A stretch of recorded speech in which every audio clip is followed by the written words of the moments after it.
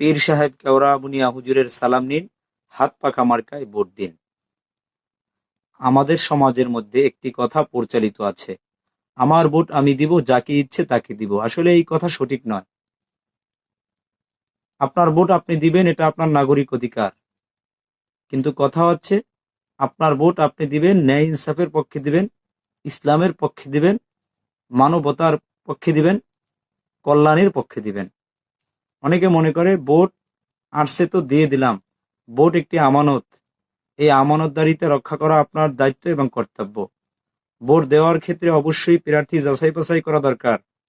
যাকে আমি ভোট দিব সেই প্রার্থীর মধ্যে আমার এই সমাজ পরিবর্তনের জন্য কি ভূমিকা আছে।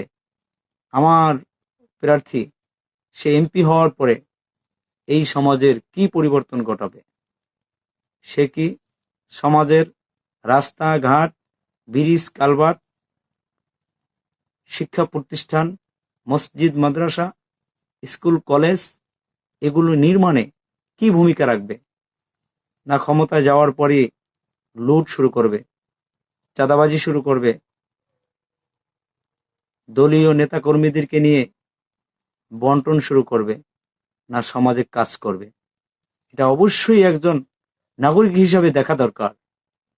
আমি যাকে ভোট দিব সে নামাজ পড়ে কিনা, তার সাথে দিনের সম্পর্ক আছে কিনা, তার দ্বারা ইসলাম এবং মুসলমানের কোনো উপকার হবে কিনা।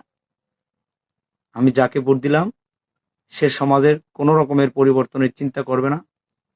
সমাজে গাঁজা, ইয়াবা, মদ, ফেন্সিডিল, নেশাদ্রব্য জিনিসের বিস্তার লাভ করবে, সমাজ ধ্বংস হয়ে যাবে। এমন প্রার্থীকে যদি আমরা ভোট দিই, সমাজ কোনোদিন পরিবর্তন হবে না। এই সমাজ পরিবর্তনের জন্য এই সমস্ত প্রার্থীকে বাদ দিয়ে যেই প্রার্থী ন্যায় ইনসাফের পক্ষে, সমাজের রঞ্জে রঞ্জে প্রত্যেকের অধিকার নিশ্চিত করার জন্য কাজ করবে, তাকেই জয়যুক্ত করতে হবে।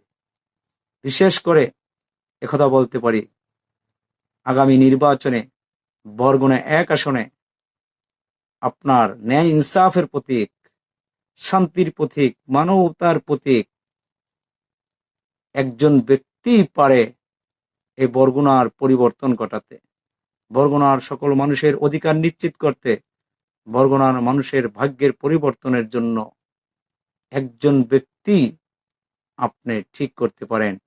তিনি হচ্ছে মাহমুদুল হোসাইন অলিউল্লাহ, পীর সাহেব কেওড়া বুনিয়া। অবশ্যই আগামী নির্বাচন